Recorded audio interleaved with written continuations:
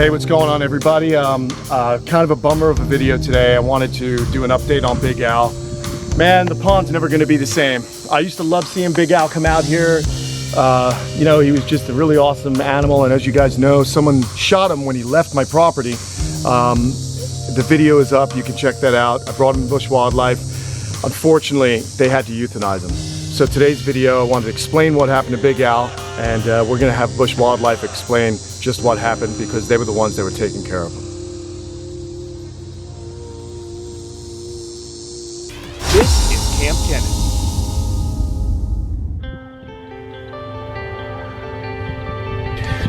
All right, what's going on, everyone? I'm hanging out here at Bush Wildlife, and so many of you have been asking about Big Al, and you wanted a Big Al update, and I'm sad to say that this is not going to be a fun video for me to do. I'm with Amy, and we're always bummed out when, you know, things don't go the way we thought, and I really thought Big Al was going to make it, but what was going on? Tell me what's happening. Basically, you know, when Big Al came in, and I too was hopeful, very hopeful that we were going to be able to fix it. We started feeding him, making sure he was eating, making sure he could eat with that kind of a problem. And we were also giving him antibiotics and his pain medicine through his food.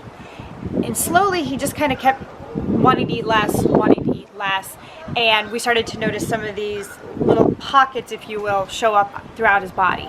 Up around that jaw area that was injured, a couple on his toes, and what we realized is over time he had some kind of dormant infection that was just kind of taking over slowly, as it does with reptiles. Yeah, you know, it's just so frustrating because in certain aspects, I'm going to hopefully not get bit in the butt by a gator. You're good. But, good. But you know, it's funny I sometimes get frustrated when treating reptiles because, you know, so many times antibiotics may work, other times they don't do anything. Yeah. And it just has to do with how primitive their bodies are. The other thing that I was so bummed about is, you know, you hear so much about crocodilian blood and how it fights many different infections. So I was just so bummed to hear that infection came back. And I know that we got some photos, and I'm sure we're going to be dropping some photos in as we're talking so you guys can see for yourselves. The thing that bums me out the most, Amy, is that so many people that watch the channel know what you guys do, and a lot of people got motivated and really sent $1, sent $5, $10, whatever they could to try and help Big Al, and I just don't want people to lose faith in the mission here.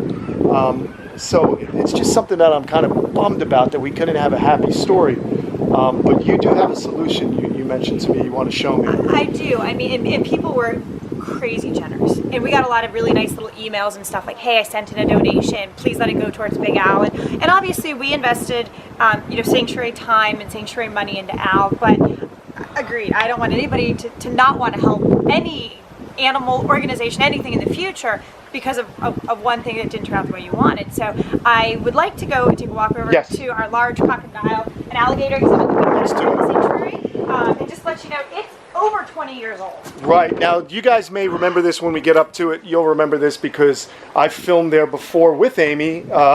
We've also sexed an American crocodile there, but there's been some talks to kind of upgrade it.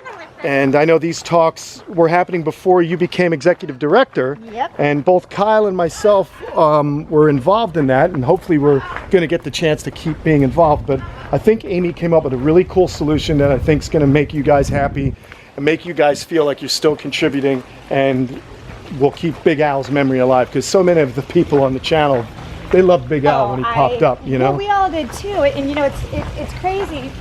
You lose sight as an animal lover sometimes of what makes sense, and if you have an animal like Al was, that was just so calm and easy to handle, it seems like such a pleasure, but it really a lot of times means that they're just really not feeling well. Right, you know, we kind of misinterpret that as this you know, different scenario, but this is the current crocodile and alligator habitat. Okay, you guys might remember this. There's our female. In the late 90s. You can see where we've done a lot of repair work to it. Definitely. All this. Yeah, I know. And we've got more to do. Yep. Just last week, we realized that over here, our fence line had actually, you know, the wood on the inside had rotted away. So, people could push through. Yeah, people could put, you know, and I was just really scared, like a little kid would be like up here looking and their foot would slide. Right. You know, yeah, no not good. that Freddie's going to do anything, hopefully, but they could still get hurt. So, and And honestly, back when this was built in the 90s, the concept was just kind of keeping animals contained. Right. And I don't necessarily know that a lot was put into enrichment, quality of life and mental stimulation. And they don't do a whole lot, but I really wanted to give them a new area, so we'll go check out the swamp. So check this out, guys. This is really neat because Bush here is built on the River District land, Loxahatchee River District, which is an amazing facility, amazing natural wilderness, to be perfectly honest. One of the first, wasn't the Loxahatchee River one of the first designated? Florida's first federally designated wild and scenic river. All right, so check this out, everyone. So you see this boardwalk here? Kind of makes like a horseshoe pattern. Yeah, so it goes all the way around here, okay? And this can become something of a natural amphitheater. You're in a cypress swamp. And so you guys have an allotment for water because you're on the river district. Yep. So they're able to flood this when needed. This is actually not being flooded.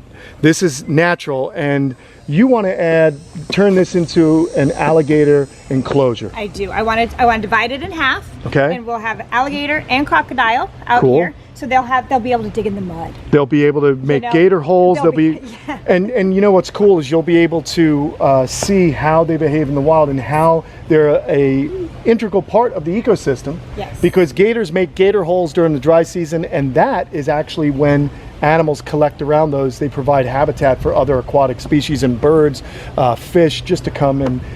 When it's really dry here in South Florida, they're actually the keystone species. Yeah, they are keystone survival. species for and what sure. I think is really cool, and I've had a couple critics, if you will, say to me, "Well, you're never going to see them in here. They're going to be so well camouflaged." Even isn't better. That the point? Yeah. You know what? Isn't that the point? Is yes, they are very well camouflaged, and to see them in their natural environment, and it actually gives guests a different interaction. It gives me chills getting here, and I'm really hoping. That even though we had a sad turnout with Big Al, unfortunately, that all of the Kamp Kenan followers are okay if we take the money that was collected and donated on his behalf and put it towards this project. I think that's an amazing solution. You know, look, everything you guys have done has been good with animals. You know, those resources. You know, it is not easy to, save animals. And the average donation here when someone brings in an injured animal is probably $5, isn't it? It varies. Anywhere, right around that area. I think the most we ever had was an average of $8, and that was like a really good season. That's really cool, and you guys are amazing. Yes. I just wanted to say that I'm really bummed that Al didn't make it because he was living in my pond, and he was kind of a familiar reptilian face that I enjoyed seeing. We tried to do the right thing, but he just didn't do well. But I think this is a great solution, Amy, to take what us reptile lovers on Kamp Kenan have given you and to put it towards something good. And you better believe that I'll be helping them out when it comes to construction and perhaps any kind of consulting Kyle and I will do, as this is something that we really want to see happen. So there it is, everybody. This is going to be the new crocodile and alligator exhibit here at Bush Wildlife, and you guys are going to make it a reality.